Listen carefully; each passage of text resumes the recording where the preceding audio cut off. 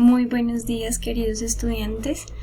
Bienvenidos a la cuarta semana, donde vamos a hacer un repaso de lo que hemos visto durante estas últimas 3 semanas sobre el romanticismo y veremos un tema nuevo que es el costumbrismo. Recuerden que estamos en este momento hablando de la literatura colombiana durante el siglo XIX, que cubre los años entre 1800 y 1900. Vamos a empezar con un repaso sobre qué es el romanticismo. El romanticismo en su primera etapa, en sus primeros años, en los primeros 20 o 30 años, se identificó como una percepción hacia los sentimientos, como la manifestación más pura a identificar el yo, la individualidad y la subjetividad de cada persona. Por este motivo se escribían sobre personajes solitarios, sentimientos de los individuos, donde se proyectaba la melancolía, la angustia, la desesperación y sobre todo la falta de control en la razón. Recuerden que el romanticismo va en contra de la razón, del racionalismo, y lo que quiere es exaltar los sentimientos del ser humano. Luego, con la influencia francesa, es decir, luego de la Revolución Francesa, este romanticismo adquiere un carácter social, donde se convierte en una difusión de ideales políticos. Recuerden que queríamos romper con las estructuras jerárquicas establecidas que estaban muy demarcadas entre clases sociales. En una segunda etapa, el romanticismo ya se volvió un tema o un movimiento artístico y literario. ¿Qué quiere decir? A través de la independencia y usando los postulados donde se exaltaba la naturaleza, la familia, los ideales políticos, se hablaba de un romanticismo vinculado a lo que significaba participar en las leyes y las normas. ¿Qué quiere decir?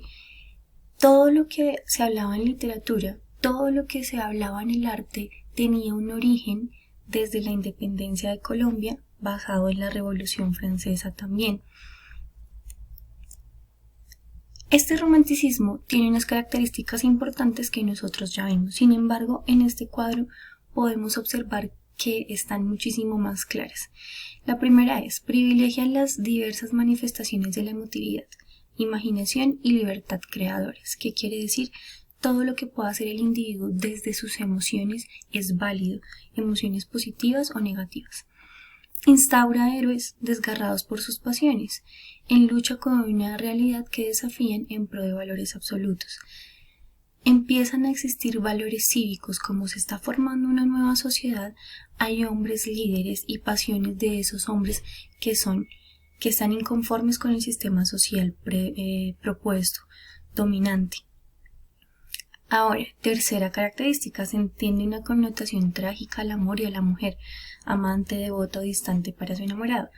Entonces, vemos una de las características importantes que también es el romanticismo como el amor romántico, donde una pareja se enamora, pero siempre ocurre algo trágico entre ellos dos o algo que no puede hacer surgir o hacer prosperar ese amor entre ellos. Propone un retorno a la naturaleza, y es que los paisajes abiertos, salvajes, exóticos, muestran el gusto por lo salvaje de las personas, por lo salvaje de la tierra, por lo salvaje de la naturaleza, y se olvida los falsos refinamientos de la sociedad, se olvida que hay unas estructuras, que hay unas normas, que hay unas leyes, y se empieza a pensar en lo natural, en lo que significa ser humano por naturaleza. Exalta lo diferente frente a lo común, lo que marca una tendencia nacionalista, que quiere decir cada nación tiene su diferencia y nosotros empezamos a diferenciarnos de la realeza española. Por eso se volvió un hito muy importante: muerte al español, muerte al rey, afuera el rey, abajo el español. Querían imponer su propia identidad. Ahora, concibe la obra literaria como una creación imperfecta, inacabada, abierta a múltiples interpretaciones.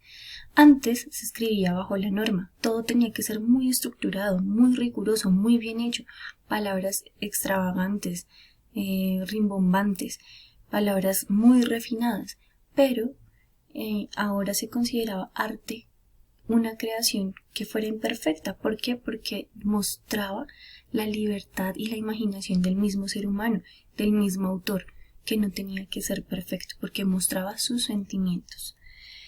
Con esta parte cerramos lo que es el romanticismo, recordándoles que es muy importante recordar todas estas detalles del tema literario. Entonces, durante el siglo XIX se dio romanticismo y casi al mismo tiempo se dio un movimiento llamado costumbrismo.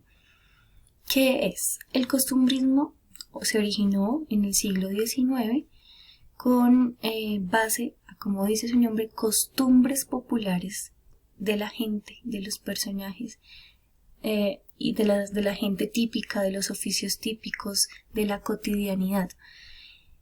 Que se empezó a escribir cuadros de costumbres, historia de la sociedad contemporánea que vivía en ese momento.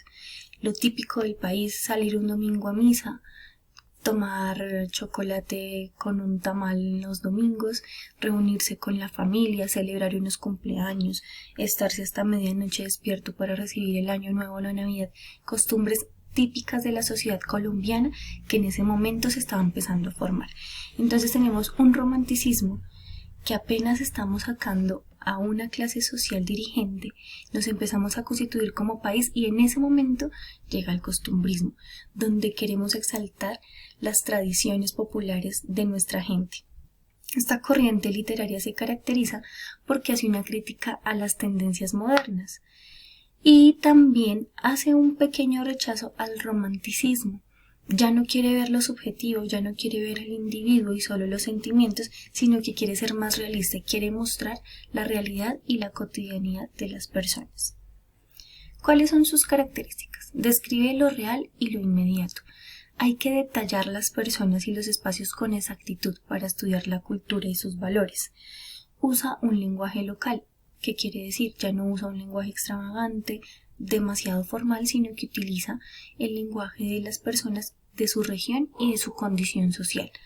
Retrata la vida rural y campesino. Dentro de sus obras se ve muy importante que mezclan las dos partes, los citadinos, los campesinos, y muestran personajes de ambos para mostrar las diferencias que hay en la vida y los roles de cada uno de esas dos partes. Sobrepone el mundo del campo al de la ciudad y viceversa, es lo que les estaba diciendo, muestran las costumbres que hay dentro de cada uno y los puntos de vista de la ciudad y del campo. Hace un retrato o reflejo de las costumbres sin añadir opinión. Esto es muy importante porque ellos no daban la opinión de lo que veían. Por ejemplo, veían el tendero en la carnicería, las mujeres haciendo fila para comprar lo de su almuerzo, los niños corriendo en las faldas de las mujeres, y el autor lo que hacía era describir tal cual el cuadro que se presentaba, sin decir me parece que, yo opino que, en mi punto de vista. No, simplemente retrataba, hacía un retrato escrito, textual, de lo que estaba viendo de la cotidianidad.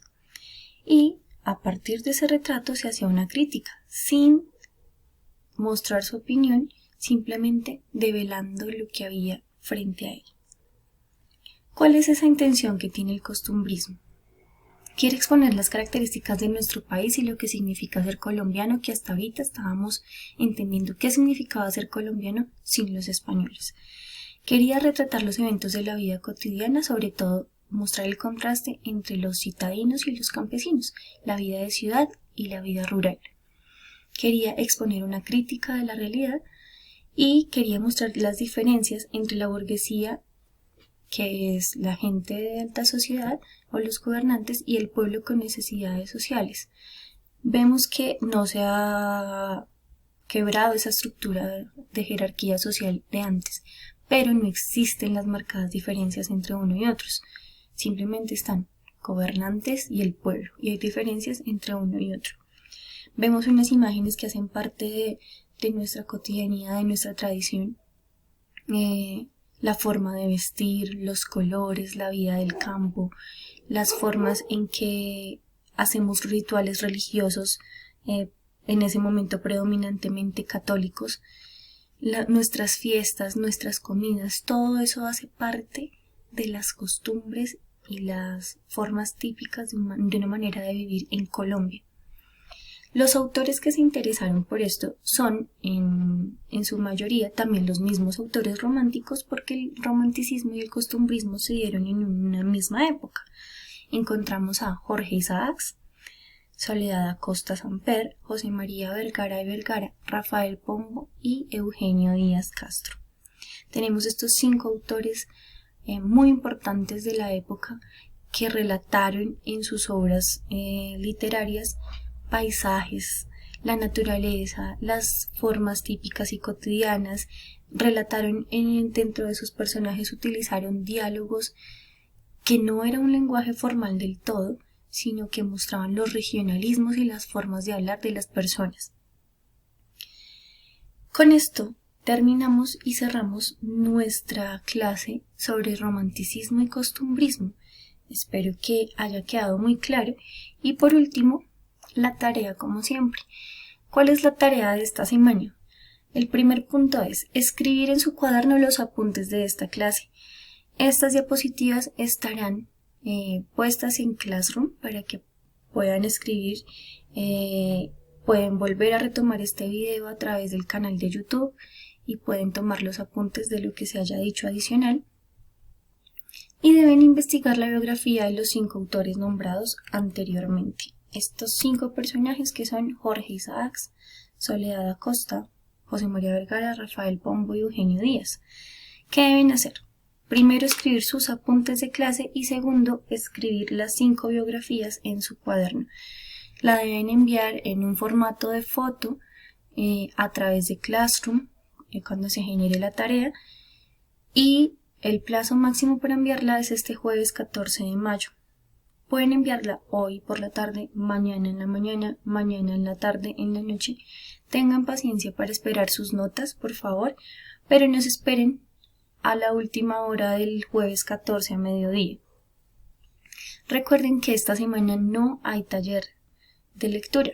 Esta semana vamos a darnos un descanso del texto El olvido que seremos, pero para el próximo martes 19 de mayo se realizará el taller de los capítulos 20 al 30. Ya saben que no programaremos clases por Zoom a menos que ustedes lo soliciten. Vamos a hacerlo de esta forma para que ustedes puedan volver al video y retomar las diapositivas, y pueden escribirme en Gmail, en Classroom, para aclarar cualquier pregunta que tengan. Eso es todo por hoy. Que tengan un feliz día.